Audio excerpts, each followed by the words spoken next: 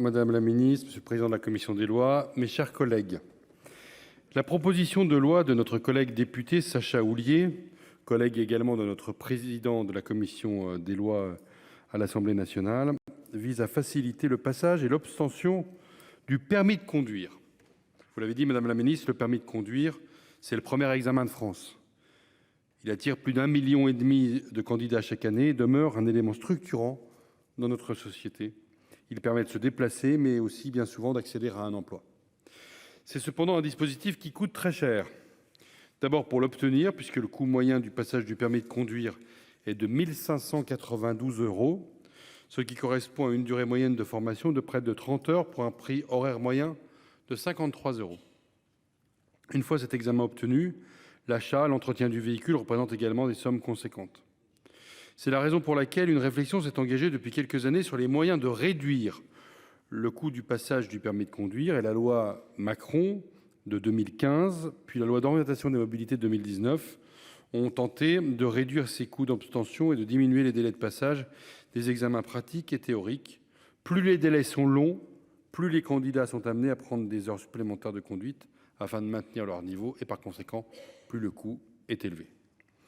La proposition de loi de notre collègue Houlié s'inscrit dans cette perspective et a pour objectif de faire face à deux difficultés majeures dans le passage du permis de conduire, le coût et les délais d'obtention.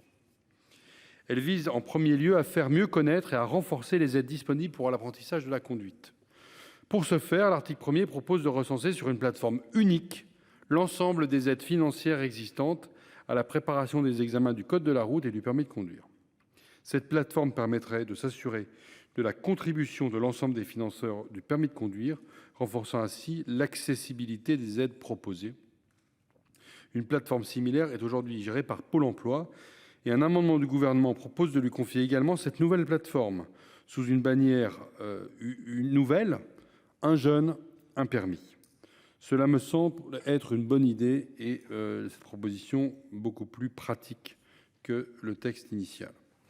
Afin de renforcer les aides disponibles pour la formation à la conduite, l'article 2 de la proposition de loi prévoit de rendre éligible au compte personnel de formation la préparation du code de la route, de l'épreuve pratique de l'ensemble des catégories de permis de conduire à partir du 1er janvier prochain. Seraient ajoutés à la situation actuelle les permis moto, voiturette et remorque. La commission des lois y a souscrit et je vous propose que nous en fassions de même en séance cet après-midi. Il faut cependant souligner que les concertations qui seront conduites avec les partenaires sociaux devront répondre à deux enjeux forts, la soutenabilité financière de cette extension et la préservation d'un lien avec l'emploi dans les différents dispositifs financés par le compte personnel de formation. Le troisième enjeu du financement du permis de conduire par le CPF est celui de la lutte contre la fraude.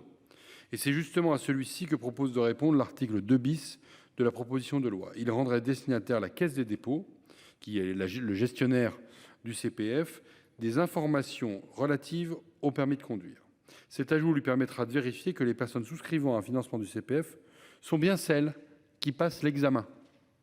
Ça paraît logique, évident, et pour autant, il faut renforcer ce contrôle. Le second objectif de la proposition de loi est d'améliorer les délais de passage des épreuves du permis de conduire. L'article 3 propose en conséquence d'étendre à l'ensemble des départements le recours aux agents publics ou contractuels comme examinateurs des épreuves de conduite. Ce recours n'est aujourd'hui possible que dans les départements où le délai médian entre deux présentations à l'épreuve pratique du permis de conduire est supérieur à 45 jours. Cet élargissement permettra d'affecter des examinateurs dans des départements où le délai médian, même s'il est modéré, cache une situation de tension sur les effectifs des inspecteurs. La rédaction proposée par l'article transformait cependant une obligation en une simple possibilité à la main du gouvernement. La commission des lois a donc complété la rédaction de l'article afin qu'un effort particulier de recrutement soit réalisé dans les départements où le délai de présentation au permis de conduire est excessif. Et c'est vrai que ce délai entre l'échec à un premier permis de conduire et à un deuxième examen, c'est le seul élément statistique dont nous disposons, mais les préfets peuvent connaître de situations de manière empirique dans leur département et être amenés à prendre ce type de décision. L'Assemblée nationale a également souhaité simplifier la procédure permettant d'organiser dans les lycées, en dehors du temps scolaire, l'épreuve théorique du permis de conduire et de l'élargir à la préparation de cette même épreuve. C'est l'article 1er bis de la proposition de loi. La simplification proposée conduisait à complètement écarter la collectivité propriétaire, à savoir le conseil régional, de la décision d'occupation des locaux. Nous avons décidé de la réintégrer. Enfin, l'Assemblée nationale a adopté un article, l'article 3 bis, qui prévoyait qu'un décret préciserait les cas dans lesquels la présentation de l'attestation de sécurité routière ASR n'est pas nécessaire pour passer le permis de conduire. Cela répond à une vraie problématique pour les jeunes qui déscolarisés ou ayant étudié à l'étranger, n'ont pas passé leur ASR2 et n'ont pas de place pour passer l'ASR qui doit la remplacer. Bref, le gouvernement est conscient du problème et ces exigences ne relèvent pas du niveau législatif. Nous avons donc supprimé l'article en commission en comptant, Madame la Ministre, sur le fait que vous prendrez les mesures nécessaires afin de régler ces situations individuelles qui sont tout à fait fâcheuses pour ceux qui les rencontrent.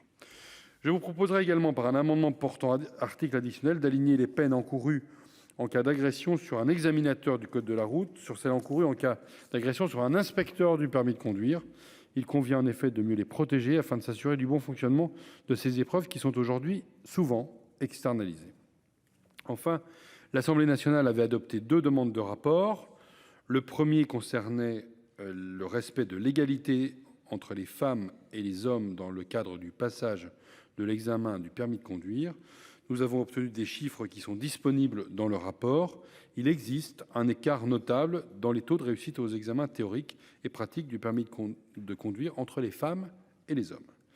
Mais cet écart, une fois les chiffres obtenus, ne peut pas être expliqué sans la réalisation d'un travail, je crois, de recherche universitaire ou d'une étude comparative avec nos voisins, ce qui n'est pas compatible avec le rapport du gouvernement au Parlement.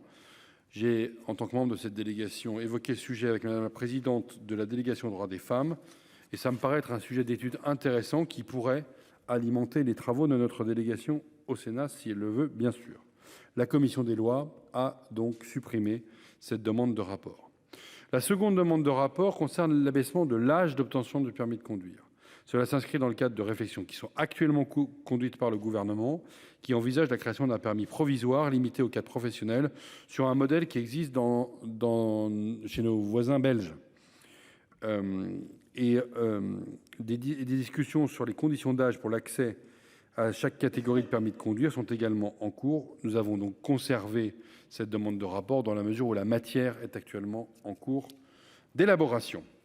Il ne me reste, mes chers collègues, qu'à vous remercier pour votre attention et à attendre cet examen de cette PPL importante.